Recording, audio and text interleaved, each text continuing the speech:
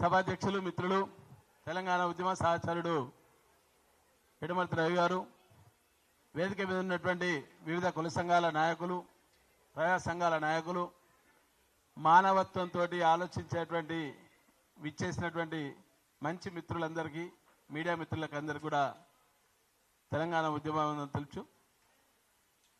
గుజరాత్ రాజస్థానీ మార్వాడి వ్యాపారి హటావో, తెలంగాణ వ్యాపారి బచావో అనే ఒక నినాదంతో 15 రోజుల కింద ఎల్బీ నగర్లో ఒక పెద్ద ర్యాలీ తీయడం జరిగింది.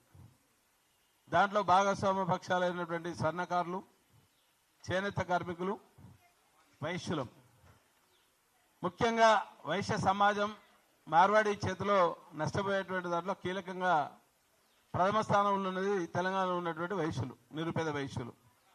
మా దాంట్లో చాలామంది వైశ్యుల్లో ఉన్నటువంటి కొంతమంది కూడా మార్వాడీస్ కూడా మన వాళ్ళే కదా, మనం వాళ్ళకు వ్యతిరేకంగా ఎందుకు చేయాలి, దానికి కొత్త రకంగా మాట్లాడుతూ కొంత బీజేపీకి అనుబంధంగా పనిచేసేటువంటి వాళ్ళు ఇది హిందుత్వ వ్యతిరేక శక్తులు చేస్తున్నటువంటి పోరాటం, దానికి మనం వైశ్యులం ఎందుకు బలి కావాలి అనే ఒక కొత్త స్ట్రాటజీని, అంటే తెలంగాణ ఉద్యమంలో తెలంగాణ రాష్ట్రం కోసం పనిచేస్తున్నప్పుడు నేపథ్యంలో కూడా చాలామంది రకరకాల ఈక్వేషన్స్ పెట్టి వాళ్ళ సొంత ఎజెండాస్ మాట్లాడినటువంటి నేపథ్యాన్ని మనం చూసాం.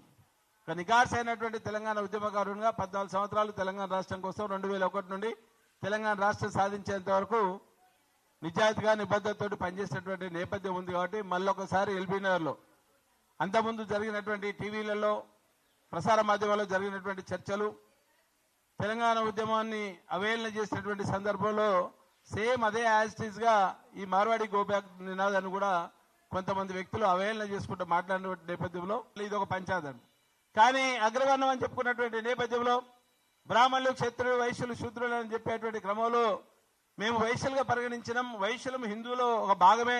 ఒక పెద్ద మనిషి మన చెప్పిండు, హిందువులు ఎట్లా మీరు కారు కదా, మీరు హిందువుల మీద పోటీ చేస్తున్నారు, దాడి చేస్తున్నారు, అది ఎట్లయితే వాళ్ళు హిందువులే కదా, రోహింగ్యాల మీద మాట్లాడాను. అయ్యా మేము వైశ్యులం, సంస్కృతికి వారసులం, వైశ్యులం. ఇంతకుముందే రవి చెప్పిండు, గుడిన కాడనో, బడున్న కాడనో, సావున్న కాడనో, సమర్థున్న కాడనో దేనికైనా ముందుండేటోడు కోమటోడ గ్రామాల్లో. నువ్వు సాయంత్రం పూట కింద మందాగి పోతావా, నాకెట్లకి వెళ్ళిపోతావు కూడా, ఏ కొంటాడు ఎందుకు రాబోయే పైసలు ఇవ్వలేదు, ఖాతా ఇవ్వలేదు తిట్టి మళ్ళీ పొద్దున ఖాతాకు వచ్చేటువంటి సందర్భాలు ఉంటాయి. అంటే మానవత్వం, మానవ సంబంధాలు, ఎన్ని ఆర్థిక సంబంధాలు అయినా కానీ కడుపులో పెట్టుకొని చూసిన వాళ్ళు వైశ్యులమే తప్ప రాజ్యాధికారంలో మీతోటి మేము పోటీ లేదు, మీకు పోటీ లేదు.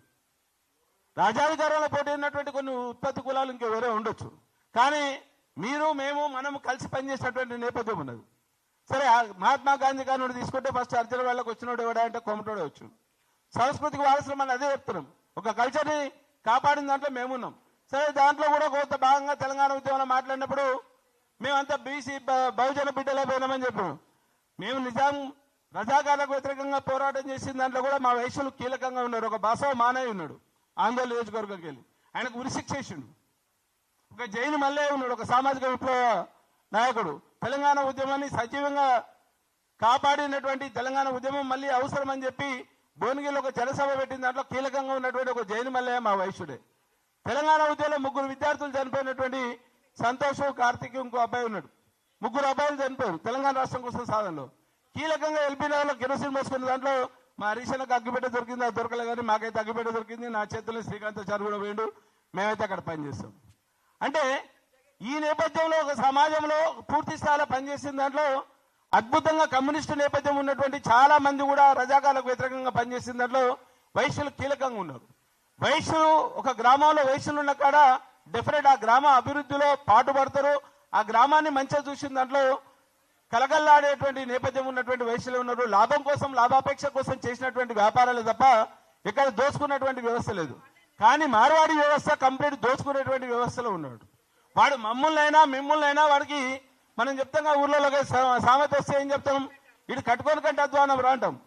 అంటే మనము వ్యాపార పరంగా చేసేటువంటి కటిక కావచ్చు, వాళ్ళు మనం మటన్ షాపులో, చికెన్ షాపులో పెట్టి అమ్మేటప్పుడు కనీసం నీళ్లు పోసినా మనం చేస్తాం. జనరల్గా హలాల్ అంటాం, లేకపోతే నీళ్లు పోసి గొర్రెని బలిచ్చేటప్పుడు చేస్తాం. కానీ వీడు ఆ బలిగుడి ఏడు దేనికి రాడు. ఇంకొక పెద్ద మనిషి మాట్లాడారు, ఆ మాధవి లత మాట్లాడింది, మన సంస్కృతిని కాపాడేది వాళ్ళు.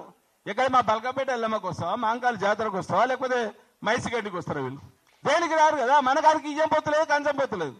ఇలాంటి పొత్తులతోటి మనం ఎట్లా సంసారం చేయాలి? వాడు ఎట్లా మనోడవుతాడు? మనోడని చెప్పి మనమే మన దగ్గర ఉన్నటువంటి వాళ్ళే మాట్లాడుతున్నారు.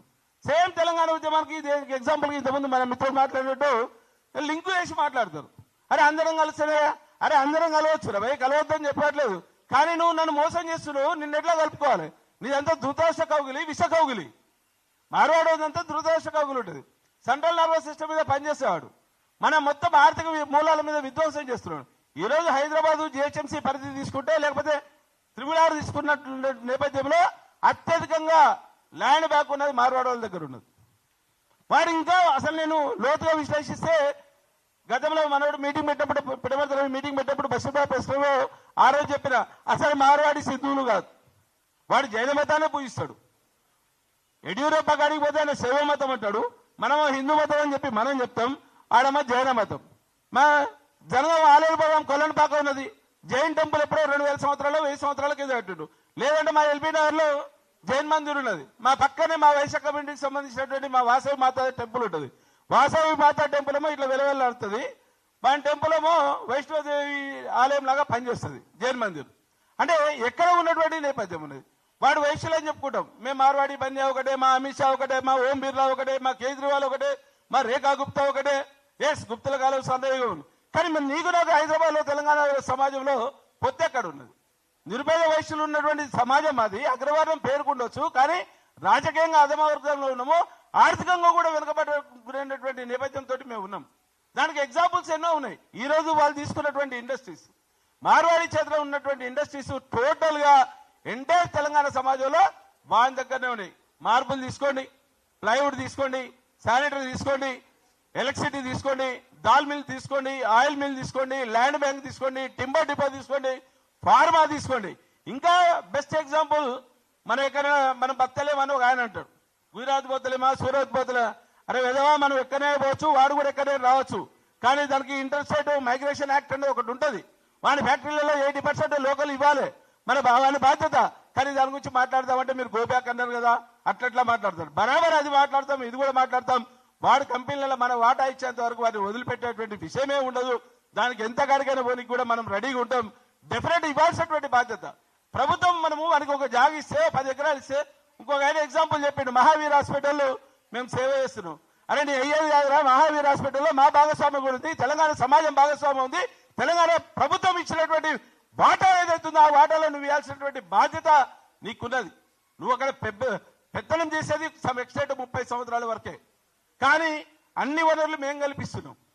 ఎలక్ట్రిసిటీ సబ్సిడీ ఇస్తాం, ల్యాండ్ సబ్సిడీ ఇస్తాం, రిజిస్ట్రేషన్ల సబ్సిడీ ఇస్తాం. తెలంగాణ ప్రభుత్వం ఇస్తుంది. ఏ ప్రభుత్వం ఉన్నా తెలంగాణ సమాజంలో భాగస్వాములం కాబట్టి మాకు కూడా అందులో హక్కు ఉంటుంది. దాన్ని మాట్లాడరు. ఇంకా దారుణమైనటువంటి విషయం ఏంటంటే దేవుళ్ళని కూడా గాయం చేస్తారు. దేవుళ్ళ పేర్లు కూడా వాళ్ళే పెట్టుకుంటారు. వాడు బిర్లా టెంపుల్ అంటాడు, వాడు సాంఘీ టెంపుల్ అంటాడు. అంటే వెంకటేశ్వర స్వామి టెంపుల్ మనం కొలుస్తాం, బాలాజీ అంటాం, లేకపోతే వెంకన్న అంటాం, తిరుపతి వెంకన్న అంటాం, తిరుపతి పోతాం. మనకు అక్కడ ప్రాంతంతో సంబంధం లేదు. కానీ వాటి పేరే చూడు సంఘీ టెంపుల్. కోయడలో ఉంటుంది సంఘీ టెంపుల్, వెంకటేశ్వర స్వామి టెంపుల్ అని ఎవడన్నాడు.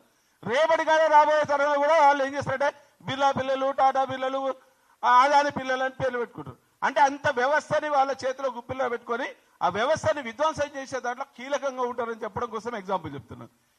గుజరాత్లో తెలంగాణ గల్లీ అని ఉంటుందా? ఎవరైనా మనం పెట్టుకోగలుగుతాం, ఆంధ్రలో పెట్టుకోలేకపోతాం. కానీ ఇక్కడ హైదరాబాద్లో గుజరాత్ గల్లీ ఉంటుంది. వాటి గల్లీ పేరే గుజరాత్ గల్లీ. ఇందర్బాగ్ పోదాం, ఒక్కడనే జీరో, టోటల్ జీరో వ్యాపారాలే ఉంటాయి. ఒక్క గుజరాతీ గల్లీలో ఇందర్బాగో లేకపోతే ట్రూ బజార్ పోతే తెలంగాణ రాష్ట్రంలో ఉన్నటువంటి అప్పంతా కూడా మార్వాడలను సోదా చేస్తే తెలంగాణ రాష్ట్రం ఖజానాకు ఉన్నటువంటి 4 లక్షలు 5 లక్షల కోట్ల అప్పు వాళ్ళ దగ్గరికి వెళ్ళి తీయచ్చు. అంటే అంత దోపుకము, అంత దోపిడీ చేసినటువంటి విధానం ఉన్నది. దానికోసం మేము ఈరోజు మాట్లాడుతున్నాం. ఇది వాళ్ళు వచ్చినటువంటి సమస్య కాదు.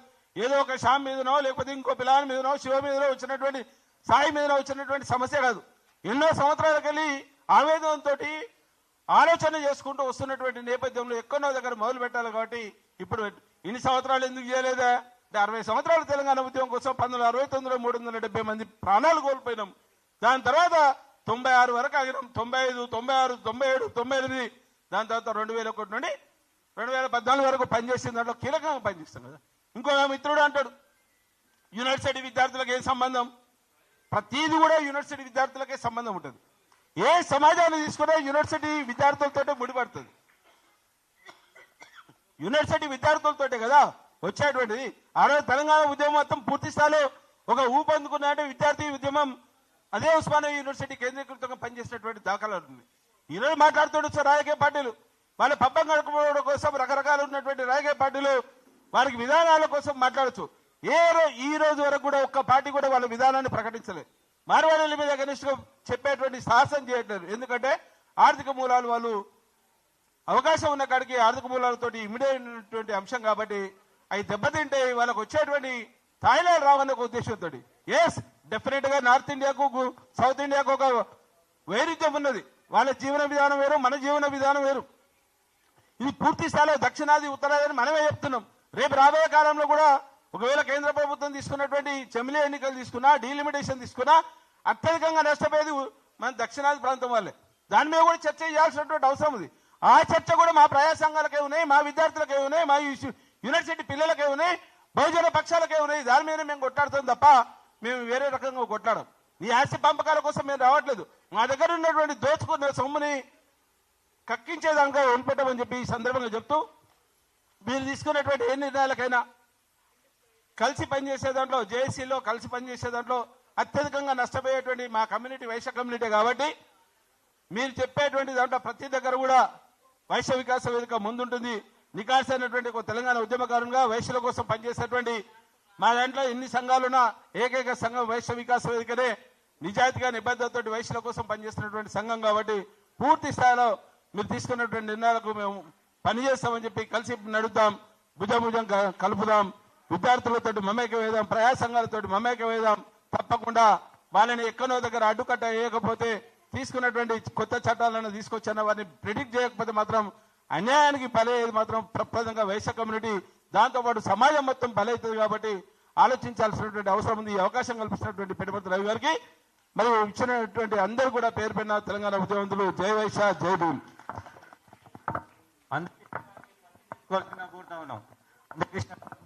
తెలంగాణ విద్యార్థి వేదిక అదేవిధంగా